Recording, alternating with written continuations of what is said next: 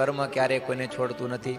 પેલા ધૃતરાષ્ટ્રની વાત આવે છે ને કે ધૃતરાષ્ટ્ર હતા તો એ આંખે આંધળા થયા. પછી ધૃતરાષ્ટ્રે એક વખત કૃષ્ણ ભગવાનને પ્રશ્ન પૂછ્યો કે ભાઈ હું 2 આંખે આંધળો થયો ને મારા 100 પુત્રો મારી નજર સામે કેમ મરાણા? અત્યારે કૃષ્ણ ભગવાને દિવ્ય દ્રષ્ટિ આપી અને દેખાડ્યું કે યાદ કરો તમે 100 જન્મ પહેલા તમે એક રાજા હતા અને રાજા હતા ને શિકાર કરવા માટે નીકળેલા અને સળગતી તમે ઝાડ નાખેલી, તમે કેટલાક પક્ષીઓ આંધળા થઈ ગયેલા અને કેટલાક પક્ષીઓ મરી ગયા. અને એ તમે જ્યારે કર્મ કર્યું હતું એ કર્મ પ્રારબ્ધ બન્યું, સંચિત થયું, જમા પડ્યું રહ્યું. પછી તમારે 100 દીકરા થાય એટલું ફળ પાછું, એટલું ફળ પ્રાપ્ત થાય એટલું પુણ્ય પ્રાપ્ત થાય ત્યારે કર્મ પાછું આવે ને. એટલે 100 જન્મ થયા પછી 100 જન્મ પછી તમારે ત્યાં એટલું પુણ્ય ભેગું થયું કે તમારે ત્યાં 100 દીકરા થાય.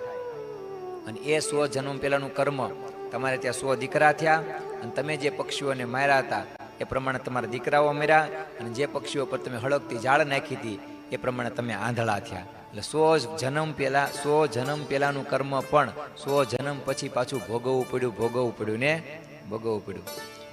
દેવારે પડે છે અહીં, દેવારે પડે છે કર્મના બદલા, દેવારે પડે છે. કર્મ ક્યારેય કોઈને છોડતું નથી.